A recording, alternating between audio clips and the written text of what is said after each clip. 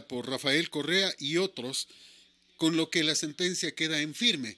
¿Qué significa una sentencia en firme, doctor? La condena, de lo que tengo entendido, es 8 años de cárcel, la pérdida de los derechos de ciudadanía por 25 años y la inhabilidad para participar en política para toda la vida. Esta es la primera de las sentencias para Correa. ¿Significa que se acabó el correísmo de esta manera? Un placer escucharle, bienvenido. Gracias, mi estimado Fernando. Un abrazo a todos los amigos oyentes de Radio Colosal. Es importante primero señalar para conocimiento de la ciudadanía qué es la casación, porque caso contrario no vamos a entender si esto es una instancia o una apelación o qué fue. Recuérdese que en el Ecuador solo tenemos dos instancias. La primera, que es ante un tribunal penal, que es el que se encarga de establecer la identificación de la persona que ha cometido el delito, que la identificación del delito y finalmente la justificación de la pena. Respecto de esta sentencia, una persona puede apelar, es decir, puede acudir ante un juez superior a decirle, mire, por favor revise la sentencia y dígame si esa sentencia es conforme a los hechos y a las pruebas que se han presentado dentro del proceso. Ahí terminan. En el Ecuador no tenemos más instancias. Existe una acción, así la llama tanto el COI como el Código General de Procesos, que se llama la casación. No es realmente un recurso, no es realmente una acción, independiente de las dos anteriores, absolutamente. En la casación lo que se va a decir al juez es a pedirle que se haga un control de legalidad de la sentencia emitida en la segunda instancia y en la primera instancia. Es decir, yo voy ante un juez y le digo, mire, el Tribunal Penal emitió una sentencia, por lo tanto yo lo que quiero es que usted revise esta sentencia. ¿Y cuáles son? Hay causales expresas respecto de la casación. Una indebida aplicación de una norma jurídica, una errada valoración probatoria, etcétera. Entonces yo voy con un cargo específico a decirle al juez, mire, yo quiero que usted revise la sentencia. Luego existe una sentencia respecto de esto, de la casación, y finalmente lo que hacen los jueces es decir, si la sentencia debe ser casada, es decir, si han observado un hierro, los jueces de la Corte Nacional van si se acusó falta de motivación, por ejemplo, lo que va a decir es correcto, vamos a emitir una nueva sentencia, en razón de que la sentencia de corte provincial, o en este caso de juez de Corte Nacional, que actúa como juez provincial, es errada, por lo tanto voy a emitir una atención. O en el caso de que le diga lo que usted dijo que estaba errado, lo que usted dijo que era indebido, no es así, le doy la razón al juez. Entonces en ese caso no casa. ¿Qué significa 2-1? Significa que hay un voto, lo que usted muy bien usó la palabra, un voto diferenciado, un voto de mayoría y un voto de minoría. Recuerden ustedes que los dos votos, que el voto de mayoría significa que la sentencia se aplica la sentencia tiene vinculante, ¿no? El voto salvado o el voto de minoría puede tener otro argumento distinto. Habrá que ver cuál es el texto final. Porque finalmente puede decir, estoy de acuerdo con la decisión, pero no estoy de acuerdo con los razonamientos con los cuales se llegaron. O puede decir, no estoy conforme con la sentencia que ustedes dicen no debe ser casada, y por lo tanto sí debe ser casada. Entonces hay que ver finalmente la respuesta, la motivación escrita. Luego de esto, ¿qué resta? A este momento corresponde, la casación tiene en este momento dos momentos. Las partes, los sujetos procesales, pueden pedirle a la Corte Nacional que se aclare o se amplíe. ¿Cuándo se aclara? Cuando algún grado de la sentencia no es perfectamente comprensible, ¿sí? Recuérdese que las sentencias no están dictadas para los abogados, sino que las sentencias se dictan para los sujetos procesales. Por lo tanto, se aclara algo que es dudoso, que deja duda a su destinatario. Entonces le digo yo al juez, señor juez, yo no he entendido su sentencia, porque aquí usted dice esto Y lo que usted me acaba de señalar tiene diversas formas de interpretarse. Por lo tanto, le pido que aclare para que la sentencia sea comprensible. O usted puede pedir que amplíe si alguno de los temas no fueron discutidos de lo que se llevó a debate. Ojo, aquí hay que estar claros de qué es lo que se llevó a debate. Si una aplicación errónea de la norma, una aplicación indebida de la norma o una falsa valoración probatoria. ¿Qué cargos llevé yo en casación y qué elemento de lo que yo he dicho no fue valorado por los jueces? Entonces le pido que amplíe la sentencia y resuelva todas las pretensiones, lo que han pedido los sujetos procesales. Después de esta aclaración y esta ampliación, no pueden haber las dos. Una cosa es aclarar y otra cosa es ampliar. Ya la Corte ha sido reiterada en señalar de que no pueden ser las dos conjuntas. Es decir, algo no puede ser oscuro y a la vez incompleto. O es todo oscuro o es todo incompleto. Entonces, después de esto, la sentencia se ejecuta, se declara ejecutorial. Lo que usted después de la Corte Nacional de Justicia, porque ya no es Corte Suprema. Recuerde usted, mi estimado Fernando, cuando usted muy bien nos hacíamos una entrevista hace mucho tiempo y discutimos con usted lo que en ningún medio de comunicación se hizo. ¿Por qué se llama Corte Nacional y por qué ya no se llama Corte Suprema? Precisamente por esto, porque ya la Corte Nacional no es suprema, es decir, ya no es una corte de cierre, no es que ahí acaba, solamente es una Corte Nacional, por lo tanto, todavía queda la posibilidad de acudir a otra institución a pedir que se haga una revisión de lo actuado ahora sí por la Corte Nacional, que es la Corte Constitucional. ¿Cuándo acudo yo a la Corte Constitucional?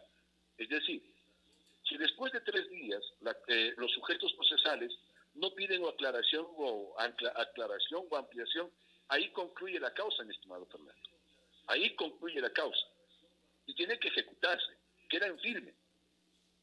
Sin embargo de aquello, sin que interrumpa la ejecución de lo que dice la Corte Nacional de Justicia, sin que interrumpa, pueden ir a la Corte Constitucional, a decirle a la Corte Constitucional, miren señores de la Corte, ustedes son garantes de la aplicación de los derechos de todo ciudadano.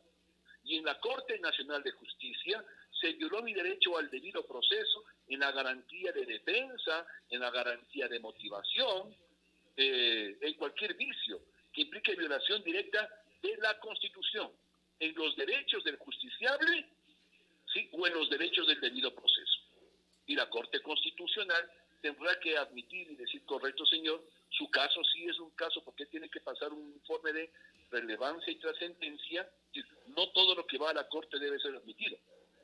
La Corte Constitucional dirá, sí señor, lo que usted acusa sí es trascendente, por lo tanto vamos a analizarlo y pasaríamos a la Corte Constitucional. Ahora, luego de que Santiago, la Corte Constitucional decidiera, podría acudir a la Corte Interamericana de Derechos Humanos, en cuyo caso, recuérdese que hay la Comisión Interamericana de Derechos Humanos y la Corte está formada por 7 personas que no son abogados, cuya sede es Washington, Estados Unidos. Y también existe la Corte Interamericana, que tiene 5 miembros cuya sede está en San José de Costa Rica, y todos sus miembros son abogados. Finalmente se decidirá ahí. Bien, este es un tema que sí nos deja una preocupación, sobre todo porque estamos próximos a un proceso electoral.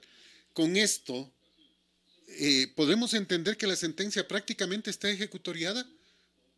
Y digo prácticamente porque podría Correa todavía acercarse a un consulado en Bélgica e inscribir su candidatura para asambleísta por el exterior. Todavía podría, porque todavía su sentencia no está ejecutoriada. Recuérdese que él tiene, no son precisamente recursos, ¿no? Pero él tiene estas 2 vías que se llaman vías horizontales, ante la misma autoridad que emitió la sentencia, es decir, los señores jueces de casación, lo suyo no es claro, o lo suyo no ha atendido todos los disputos, por lo tanto, por favor, aclare o amplíe la sentencia. O sea, todavía podría. Mientras aquello no suceda, la sentencia no está en firme, no alcanza firmeza, no puede ejecutoriarse. A ver, pero ¿no sería una burla para el país que se acepte la candidatura de Correa, con lo que tendría inmunidad? Y en caso de ganar, ¿podría desempeñar el cargo o no podría desempeñar el cargo? A ver, vamos a recordar lo que sucedió, mi estimado Fernando, con la Constitución del año 2008. Recuérdese que la Constitución del año 2008, antes de la del 2008, existía la prohibición, ojo, era una prohibición, no, una cosa es prohibirle a alguien que sea candidato y otra cosa es inhabilitarle a alguien para que desempeñe un cargo. ¿Sí? Una cosa es distinta de la otra. Antes de la Constitución del 2008 existía en la ley de elecciones la prohibición clara, y en la Constitución también se decía que una persona que ha sido llamada a juicio, es decir, indistintamente si ha sido declarado culpable o inocente, no puede ser candidato. Es decir, existía una expresa prohibición. Pero en la Constitución del año 2008 se dijo todo lo contrario. Lo único que limita una inscripción de candidatura es una sentencia condenatoria ejecutoriada. Y claro, ahí es donde se protegió a toda la clase politiquera de toda la vida, que tenía procesos en curso, pero no había recibido sentencia, y entonces no podían inscribir su candidatura. Pero ahora sí pueden hacerlo. Esa es la Constitución por la que el pueblo ecuatoriano y muchos ambateños que estuvieron en la constituyente del año 2008, habrá que echarles la culpa a ellos. ¿Quiénes estuvieron allá para hacer aprobar esta Constitución? ¿Y quiénes trabajaron para que esta Constitución entre en vigencia? Para que los corruptos, mientras no reciban sentencia ejecutoriada, no tengan sentencia, y esta haya sido ejecutoriada, puedan vivir de la vida política en santa paz. Por eso es que muchos acceden a los puestos políticos de grado superior para cubrirse las espaldas, mas no para decir que tienen una carrera política. Importante esto porque hay que dejarlo en claro. Bueno, ahora restaría ver cómo entra porque no podría ingresar. En este instante están inscritos los candidatos, a menos de que alguno de ellos renuncie, que podría pasar, ahí podría entrar como Correa como reemplazo, tengo entendido, sí. Si es que demoran... Hay otra cosa, mi estimado Fernando. ¿Ya? El pueblo ecuatoriano tiene que estar claro. Él está prohibido de ser candidato a vicepresidente de la República por una sencilla razón. En la Constitución del año no hay mal bien hecho en el mundo, mi querido Fernando. No hay mal bien hecho en el mundo. ¿Sí? Ni el diablo tiene las maldades bien hechas como estas personas. ¿Qué dice la Constitución del 2008? El vicepresidente únicamente hace dos cosas. Le reemplaza al presidente de la República en caso de ausencia temporal o definitiva. Si él tiene prohibición para ser presidente, porque ya fue elegido 2 veces, también la tiene para ser vicepresidente. Eso es clarísimo. Por lo tanto, bajo ningún criterio podría ser candidato. Bajo ningún criterio. O sea, ahí hay lo que se llama, mi querido Fernando, lo que se llama el fraude. Así como hay fraudes electorales, también hay fraudes a la ley. Y un fraude a la ley y a la Constitución es esto: pretender inscribirle como vicepresidente sabiendo que no puede. ¿Por qué no puede? Porque en el caso de reemplazarle al presidente, en ese caso, ya estaría inhabilitado, porque él fue ya 2 veces. Entonces no se trata de que él no esté de candidato. Ojalá se postulara para presidente de la República el señor Correa. Y ojalá ojalá el pueblo ecuatoriano aprenda a decidir y decida no darle el voto. Pero, ahora, insisto, o sea, no más allá de estas cuestiones legales, yo creo que el pueblo ecuatoriano tiene que darse cuenta lo lamentable que han sido los 2 últimos gobiernos. Yo creo que el pueblo ecuatoriano tiene que castigar. Hay que castigarle al padrino y el ahijado por el pecado. Y es que no podemos perder de vista, Correa y el ahijado Lenín Moreno van juntos y cometen el pecado. El segundo, por decir que se alejó en su oportunidad, ya no comete pecado. No, señor. Aquí hay que sancionar a padrino y ahijado. Al padrino por ponerle a un ahijado que sabíamos que malutilizando la justicia también está haciendo barbaridades, como engañarnos con este tipo de cosas. En un tiempo electoral, mi querido Fernando. Así es. En un tiempo que ya hay candidatos. Así en un es. tiempo en el que no sabemos qué van a hacer. En un tiempo que escuchamos a los políticos lo mismo de siempre. Vamos a luchar contra la corrupción, vamos a trabajar por el empleo, no más impuestos, voy a luchar contra la corrupción. El mismo, como yo diría, dicen que la mejor canción que se ha hecho en el mundo es Alfonsina y el mar. Que la mejor canción que se ha hecho en el mundo es Caminito de Gardel. ¿Sí? La misma canción no puede repetirse por toda la vida. Los candidatos diciendo lo mismo, para mantenerse los mismos. Recuerde usted Cambalache, ¿no? Fernando, Recuerde usted Cambalache, mi querido Santiago. Si se acuerda el tango Cambalache, lo que decía con toda claridad. Han pasado un siglo de Cambalache y seguimos en lo mismo. Usted, Fernando, mi querido, y yo, al igual que muchísimos ecuatorianos, tenemos que levantarnos muy por la mañana a seguir trabajando. ¿Para qué seguimos trabajando? Para seguir dando de comer a toda la gente que no hace nada, a pagar nuestros impuestos oportunamente, a pagar la matrícula del carro, a pagar el impuesto al predio urbano, a pagar el impuesto a las mejoras. Luego tenemos que pagar una tasa al municipio por alguna cosa, tasa por recolección de basura, contribución especial de mejoras, impuestos al valor agregado. Si recibimos una donación, impuestos; si recibimos una herencia, impuesto al municipio para abrir impuesto al capital en giro, impuesto por todo. Nos levantamos a pagar impuestos y nos acostamos pagando impuestos. Ese es el tema. Pero hasta ahora no recibimos un solo beneficio. Las carreteras, momentito, por las carreteras estoy pagando $1 de peaje. Cuando voy a Quito pago $4 por usar la carretera. Sí, entonces que no se diga que las cosas son gratis. Las calles de la ciudad, momentito, hemos pagado no solamente la contribución especial de mejoras, hemos pagado aparte el encementado de la ciudad, o el adoquinado, o que nos pongan brea sobre la calle. Cualquier obra que se haga le pasan al pueblo la factura, pero no me quiero olvidar. O pedimos a la empresa eléctrica, que ya dijeron que iban a remover a todos los gerentes del país. No ha sucedido nada. ¿Se da cuenta?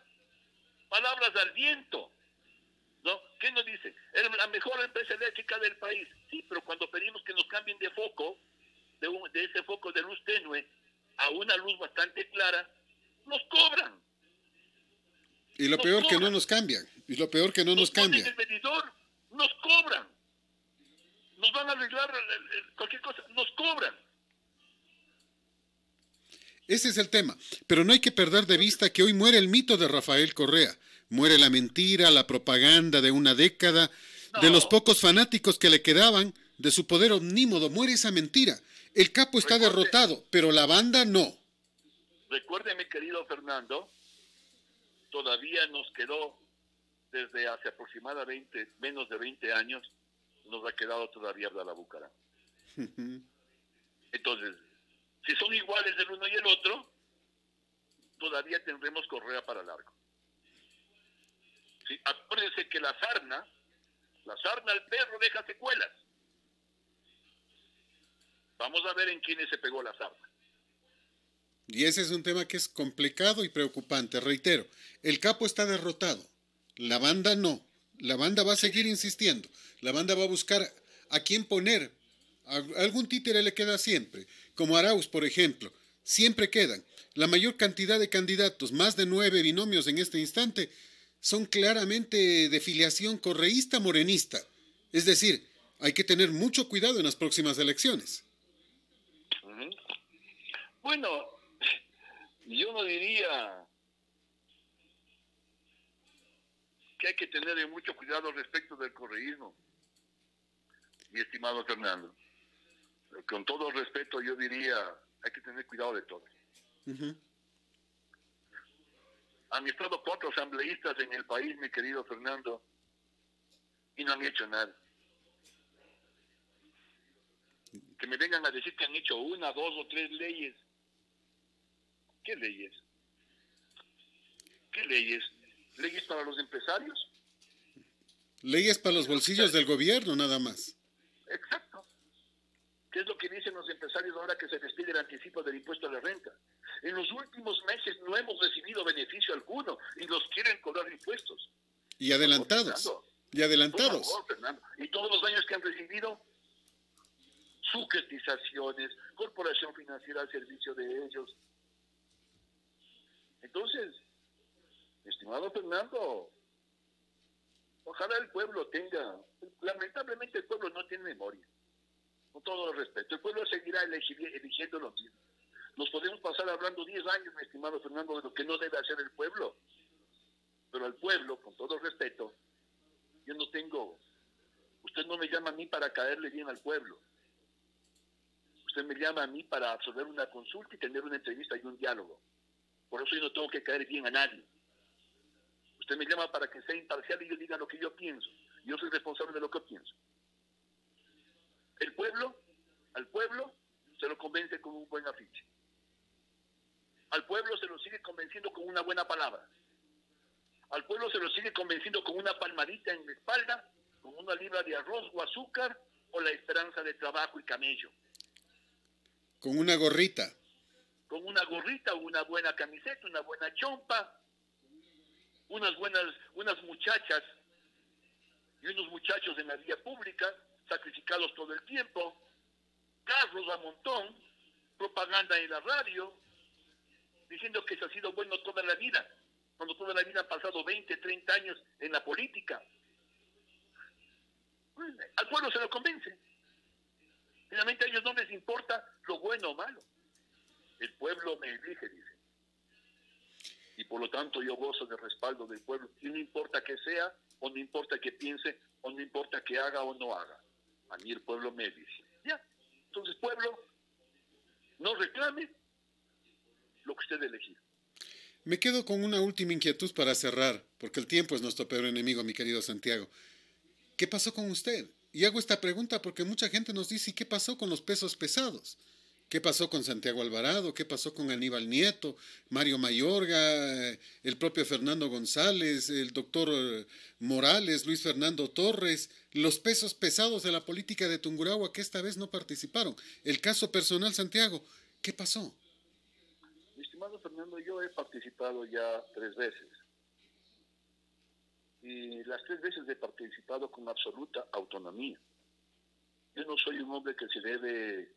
Soy un hombre que se debe a una ideología, pero me debo a una ideología con absoluta libertad. Mi conciencia no se compra con el aporte de un tipo que venga a decir, yo le doy tanta plata, pero luego recupero el favor. Las campañas las he hecho con mis propios y limitados recursos. Las hemos hecho con la ayuda de un amigo, o de 2 amigos, o de 3 amigos desinteresados de toda la vida, que lo que han hecho es darle a uno... Son afiches, 10 afiches, 50 afiches, 100 afiches.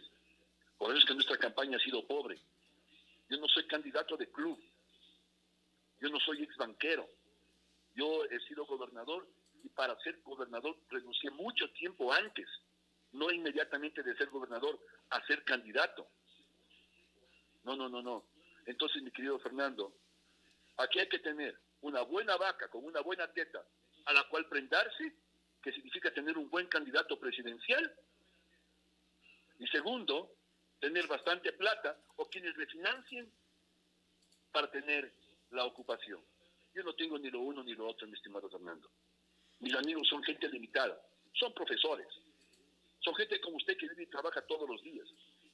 Y yo no me debo a ningún grupo, mi estimado Fernando. Recuerde usted lo que pasó la última vez.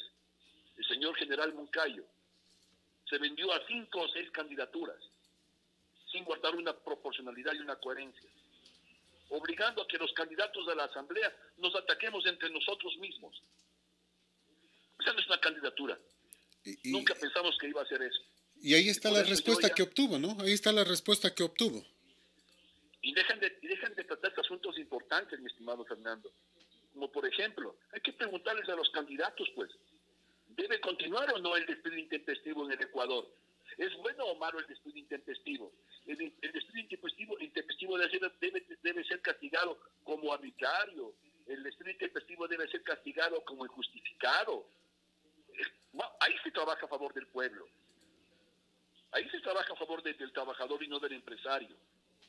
Debe explicarse respecto de las hipotecas. Empecemos a discutir el tema de las hipotecas. Y discutir el tema de las hipotecas, mi estimado Fernando, es precisamente aquello. ¿Por qué en la hipoteca el banco tiene el 100% de verdad frente al pobre ciudadano que está endeudado? Discutamos de esas cosas. Ya dejemos de discutir que si alguien habló o no habló en la asamblea, gritó o no gritó sobre corrupción. No, vamos a temas profundos y puntuales. Necesitamos cambios y eso es lo importante. Y es entonces, y por eso justamente lo estamos extrañando, mi querido Santiago, porque necesitamos en la asamblea gente con su conocimiento. Dios le pague, mi estimado Fernando, al igual que a usted agradezco el millón de llamadas que recibí. Dios le pague, como yo he dicho, hay dos cosas que no haré en mi vida: mentir y segundo, valerme de nadie. Diré la verdad siempre. Santiago, como siempre... Valerme de nadie no significa aprovecharse el dinero de nadie. Cuando uno va a una campaña, tiene que hacerlo con plata de uno. Porque aquí resulta hacer otra cosa y con esto concluyo. Hay algunos politiqueros que están diciendo, mire usted cómo se legisla a baja voz para que los del poder económico siempre estén en la teta de la política.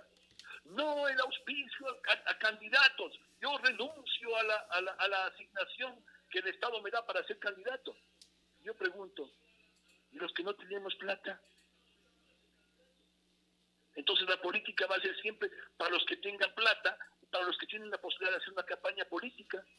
Y si mañana Fernando, a usted Fernando le proponemos como candidato, pero como usted no tiene plata, va a decir, lo siento mucho, por más voluntad que tenga. La campaña política la pagan quienes tienen. Eso se está diciendo. Cuando le dice a la campaña política solamente debe ir los que tienen la posibilidad de pagarse su campaña. Se le está excluyendo al pobre ciudadano que no tiene posibilidad alguna de ir. Pero acá, claro, acá hacen aparecer como que el pobre es malo. Diciéndole al pobre, no, es que el pobre va a valerse de la propaganda que el Estado le da para llegar al poder. No, que no le den ninguna plata. Y entonces, ¿quiénes tienen plata para gobernar, para una candidatura, mi estimado Fernando? ¿Solo los ricos? Mire usted cómo se legisla bajo línea. Interesante siempre, Santiago. Un abrazo enorme, como siempre es un gusto compartir con usted. El tiempo es nuestro peor enemigo. Muchas gracias por acompañarnos. Un abrazo, Fernando. Buenas tardes. Este es Colosal, la que sí le dice la verdad.